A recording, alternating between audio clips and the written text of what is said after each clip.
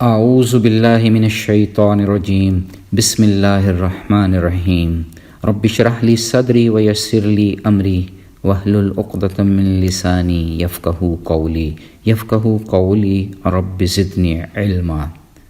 یعتذرون قرآن پاک کا 11واں پارہ ہے، جس میں لگ بھگ 17 رکوع اور 150 آیات ہیں۔ سورہ توبہ کے 5 رکوع اور 36 آیات ہیں، جبکہ سورہ یونس 109 آیات پر مشتمل 11 رکوع کا احاطہ کر رہی ہے۔ پارے کے اختتام سے پہلے 5 آیات سورہ ہود کا آغاز کر رہی ہیں۔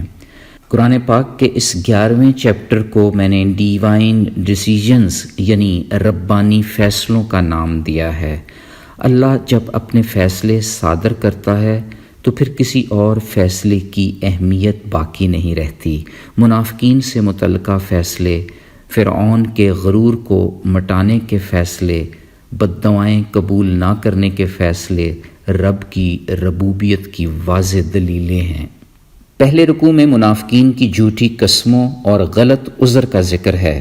انہیں ان کے حال پر چھوڑنے کا حکم بھی صادر کیا جا رہا ہے۔ جو لوگ اللہ کی قربت اور حضور پاک صلی اللہ علیہ وآلہ وسلم کی دعا لینے کی نیت سے خرچتے ہیں، اللہ انہیں اپنی رحمت میں داخل کر لے گا۔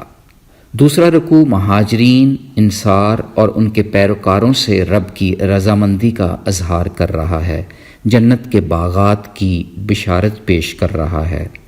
رکوع یہ بھی واضح کر رہا ہے کہ گناہوں کا اقرار کرنے والوں کی توبہ اللہ رب العزت قبول فرماتے ہیں، اور یہ کہ صدقہ مال کو پاک کرتا ہے۔ صدقہ دینے والوں کے لیے پیغمبر کی دعا سکون کا باعث بنتی ہے۔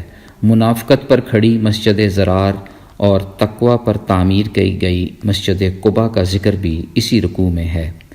تقوی کے اعمال اللہ کی خوشنودی اور رضا کے لیے ہوتے ہیں، جبکہ منافقت ریاکاری پر مبنی ہوتی ہے، ایسے جیسے عمارت کی بنیاد دریا کے کھوکھلے کنارے پر رکھی گئی ہو۔ تیسرے رکوع میں مسلمانوں کی مالی اور جانی قربانیوں کے بدلہ کا تذکرہ ہے۔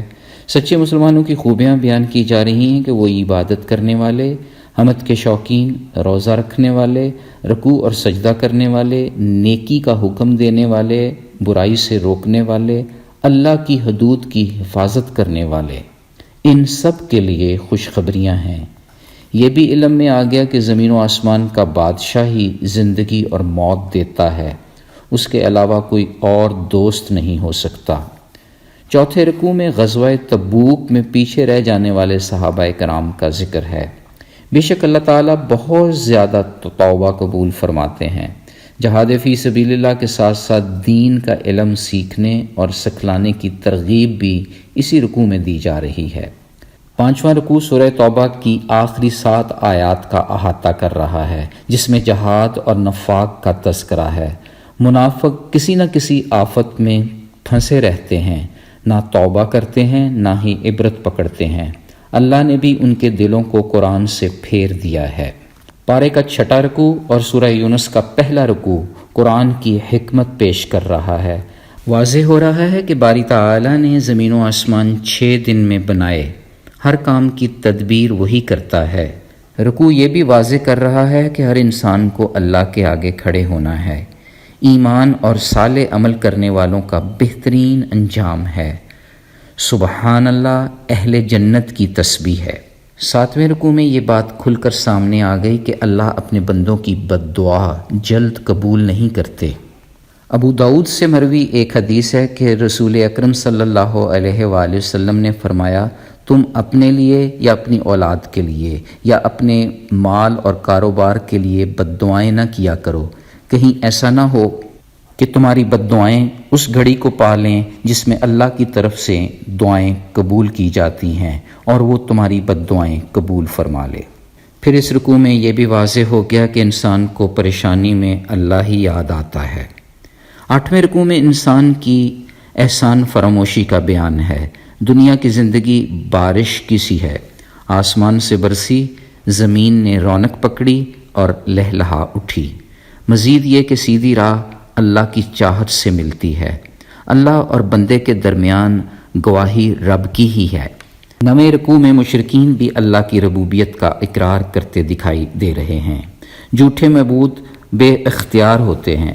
رکوع میں مزید واضح ہو رہا ہے کہ قرآن کریم تمام آسمانی کتابوں کی تصدیق کرتا ہے۔ منکرین قرآن کو چیلنج کیا جا رہا ہے کہ کوئی اس طرح کی ایک صورت ہی بنا لاؤ۔ قرآن کریم کو نہ ماننا ان کے لیے نادانی کی علامت ہے۔ اس پارے کا 10واں رکوع یہ واضح کر رہا ہے کہ ہم ایک دوسرے کے اعمال سے بری ہیں۔ اللہ لوگوں پر ظلم نہیں کرتے، بلکہ لوگ خود اپنی جانوں پر ظلم کرتے ہیں۔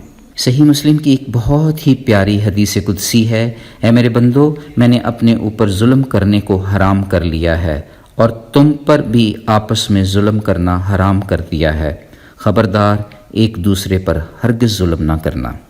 یہ رکوع مزید واضح کر رہا ہے کہ روز قیامت دنیا کی زندگی چند لمحوں کی طرح معلوم ہوگی۔ 11واں رکوع اس امر کو بیان کر رہا ہے کہ حقیقی شہنشاہ صرف اللہ کی ذات ہے، وہ زندگی اور موت دیتا ہے۔ یہ بھی واضح ہو رہا ہے کہ قرآن مجید فرقان حمید نصیحت و شفا اور ہدایت و رحمت کا سرچشمہ ہے۔ 12ویں رکوع میں ایک اور بات واضح ہو گئی کہ ہر چھوٹی اور بڑی چیز اللہ تعالیٰ کے علم میں ہے۔ اللہ کے ولیوں کی پہچان یہ ہے کہ نہ تو ان پر خوف ہوتا ہے، نہ ہی وہ غمگین ہوتے ہیں۔ ایسے ولیوں کے لیے دنیا اور آخرت دونوں کی بشارت ہے۔ 13ویں رکوع میں عبرت کے طور پر نوح علیہ السلام کا واقعہ پیش کیا جا رہا ہے۔ حد سے بڑھنے والے کے دل میں مہر لگا دی جاتی ہے۔ موسیٰ علیہ السلام اور فرعون کے واقعات یہ سبق دے رہے ہیں کہ اللہ فساد کرنے والوں کو کامیاب نہیں ہونے دیتا، اپنے حکم سے حق ثابت کر کے دکھاتا ہے۔ 14ویں رکوع میں موسیٰ علیہ السلام بنی اسرائیل کو اللہ پر بھروسہ کرنے کا حکم دے رہے ہیں۔ فرعون کا تکبر اور موسیٰ کی بد دعا کا ذکر بھی اسی رکوع میں ہے۔ یوں وہ دریا میں غرق کر دیے گئے، اس کی لاش کو رہتی دنیا تک کے لیے نشان عبرت بنا دیا گیا۔ 15ویں رکوع میں پھر سے بنی اسرائیل کا اللہ تعالیٰ کی نعمتوں کی ناشکری کا ذکر ہے۔ اس رکوع میں یہ بھی واضح کیا جا رہا ہے کہ اوصاف محمد صلی اللہ علیہ وآلہ وسلم آسمانی کتابوں میں موجود ہیں، اور یہ کہ ایمان رب کی توفیق سے ہی حاصل ہوتا ہے۔ پھر اسی رکوع میں زمین و آسمان میں اللہ کی نشانیوں پر غور کرنے کی دعوت دی جا رہی ہے۔ اس پارے کا 16واں اور سورہ یونس کا آخری یعنی 11واں رکوع دین حنیف کی وضاحت کر رہا ہے۔ اللہ اپنے بندوں میں جس پر چاہتا ہے اپنا فضل نچھاور کرتا ہے۔ سیدھی راہ پر چلنے والے اپنی ذات کو ہی فائدہ پہنچاتے ہیں، ہدایت قبول نہ کرنے والے اپنا نقصان اٹھاتے ہیں۔ صبر و استقلال کا حکم بھی اسی رکوع میں دیا جا رہا ہے۔ آخر میں سورہ ہود کی 5 آیات پر پارے کا اختتام ہوتا ہے، جہاں ایک طرف قرآن کا مختصر تعارف ہے، جبکہ دوسری جانب توبہ استغفار کے فوائد بتائے جا رہے ہیں۔ مختصراً یہ پارہ اپنے اندر ربوبی فیصلوں کی صورت بہت بڑی دانائی سموئے ہوئے ہے۔ یہ رب کا فیصلہ ہے کہ جو اس کی قربت حاصل کرنے کے لیے اس کی راہ میں خرچتے ہیں، رحمتوں کی بارش سے لطف اندوز ہوتے رہتے ہیں۔ اگر ہم اپنے گناہوں کا اقرار کرتے رہیں، ہمارا رب ہماری توبہ قبول فرماتا ہے۔ دین کا علم سیکھ کر اور سکھلا کر رب کی قربت حاصل کر سکتے ہیں۔ رب کا یہ فیصلہ ہے کہ سیدھی راہ اسی کی چاہت سے ملتی ہے۔ کلام اللہ تمام آسمانی کتابوں کی تصدیق کرتا ہے۔ بہت بڑا چیلنج ہے کہ کوئی اس طرح کی ایک سورہ پاک بھی بنا کر دکھلا دے۔ آئیں اللہ سے دعا کرتے ہیں کہ ہمارا رب قرآن کو ہمارے لیے نصیحت و شفا، رحمت و ہدایت کا سرچشمہ بنا دے، ہمارے ایمان میں برکت اور استقامت عطا فرما دے، اپنا خصوصی فضل ہم پر نچھاور کر دے، احسان فراموشوں سے بچا کر رکھے، ہمیں نیکی کا حکم دینے اور برائی سے روکنے والا بنا دے۔ اے کریم مولا، دعا ہے کہ تیرے تمام ربانی فیصلوں پر ہمیشہ سر تسلیم خم کر کے زندگی گزارے۔ آمین یا رب العالمین۔ سبحان ربک رب العزت عما یصفون وسلام علی المرسلین والحمد للہ رب العالمین۔ فی امان اللہ، اللہ حافظ۔